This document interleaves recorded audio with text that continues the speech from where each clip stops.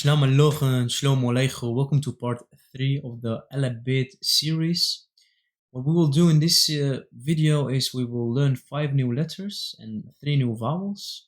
We'll repeat what we've seen in part 2 and then we'll move on to the 5 new letters and the 3 new vowels. So if you haven't watched part 1 and part 2 before, please click on my channel and click on part 1 and move on from there.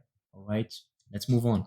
So the first letter what we've seen in part 2 was the vowel. The vowel reproduces the W sound and it also is a vowel letter, which means it can turn into a vowel when you add a dot on top of it or beneath it, right? Now we've got the Zin, which represents the Z sound. It's a very simple letter, as you can see. We've got the Het or the Chet. The pronunciation depends on the dialect. And then we've got the Tet, which is the emphasized T. Okay. Here is the YUD. The YUD is a Y. And then we've seen 4 vowels, 2 Eastern ones and 2 Western ones. Basically 1 Western one. Because let me show you, the Ruacha is the O. So when you add a dot on top of the wow, so this becomes Bo. The Asoso Krio is this symbol here, just like the Asoso Yericho is this symbol here. It's the same symbol, as you can see. It can actually, it depends on the context. It can be a U or a O. All right, that's the Western Assyrian-Aramaic dialect for you. Then we've got the Rawasa. The Rawasa is the U sound. The U sound, okay? It's a dot beneath the wow. All right. Then we've seen 2 words. I'm not going to repeat these. Let's move on. This is the first letter of the 5 new letters that we will see in this part. All right. This is the Kap. The Kap represents the K sound. Okay. As you can see, it has 2 forms. 2 forms. Why does it have 2 forms? Well, because when you start a word with the Kap, it looks like this. We call this the initial form.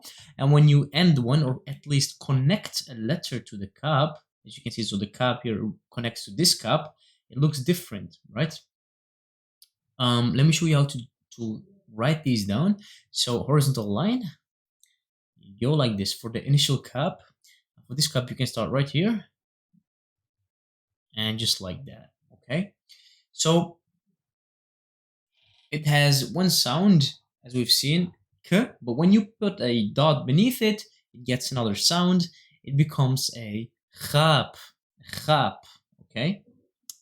When you add a curvy line beneath the Kap, it becomes a Chap. Remember the curvy line from the Gemel? When it becomes a Gemel, it indicates a foreign sound. So a loan word. Now we've got the Lemet. The Lemet represents the L. It actually looks like the Latin L, loser, right? But, well, yeah, it's a simple letter. It can't be softened or something like that. So it's just the L, Lemet. Then we've got the Meme. Well, actually, it looks like a meme here. It's quite a funny letter. Well, these are 2 forms, by the way. So this is the initial form. And this is the form of the meme when you connect it to another letter, right? So how do you draw this?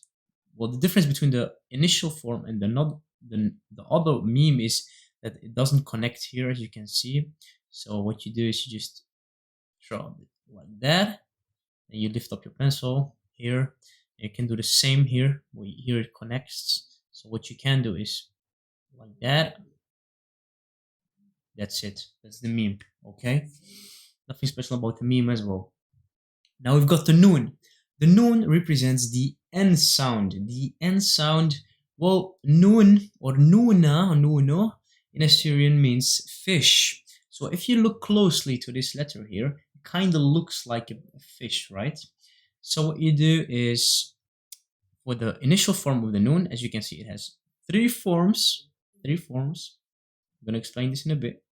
So this is the initial one. So when you start a word with the Nun, you write it like this. That's it. When the Nun connects with the letter next to it, it's like this. Okay, looks like this. And then when you end the word With noon, for example, with the letter that doesn't connect, it looks like this. So what you do is you draw a dot and then boom. Okay, that's the noon.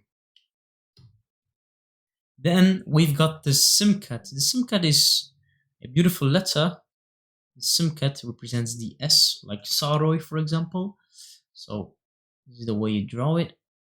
So just remember, y'all love SAROY. So this is a heart. All right.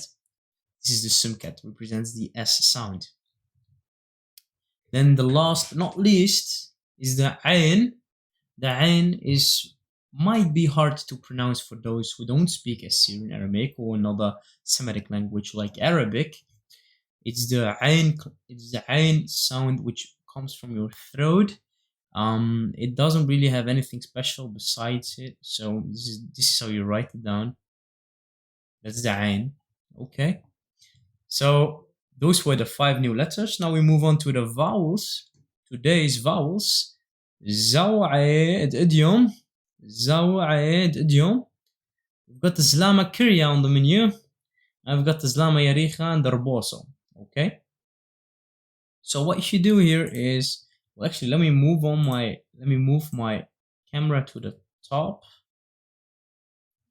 Let's see if that's possible. Oh.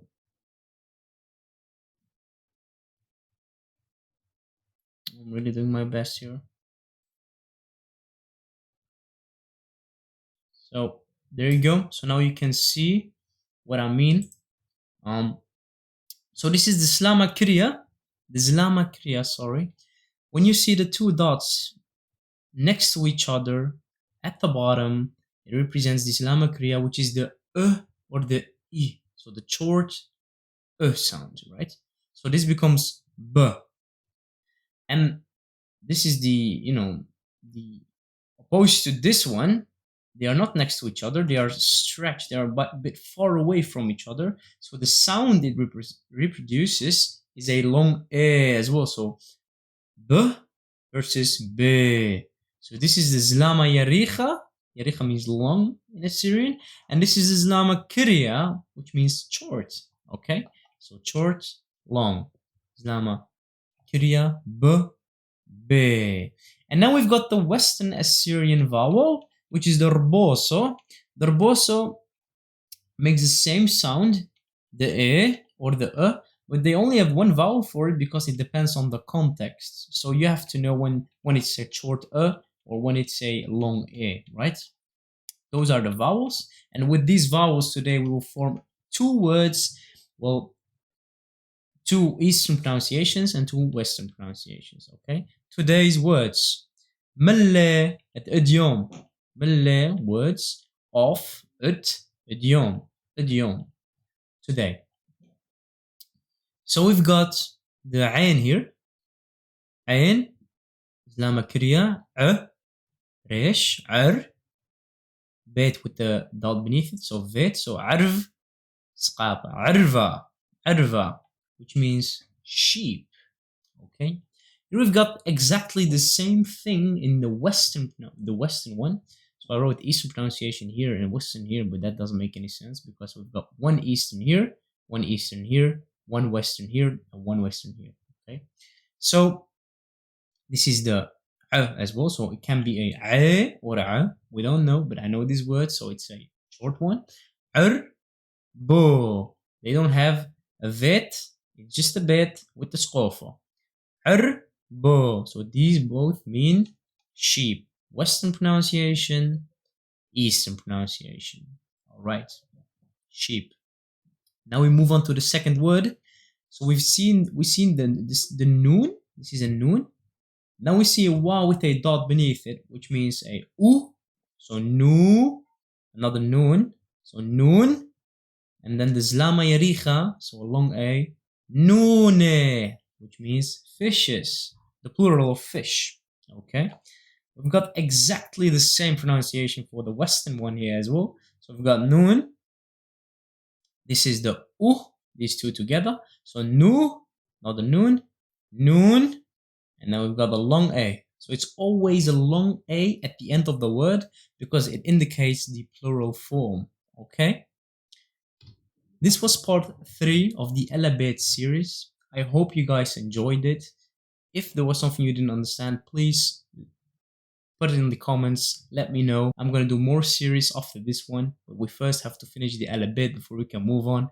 So the next part is going to be the last episode. So one more time, please like and subscribe. Pushim b'Shlama, Fushim b'Shlomo.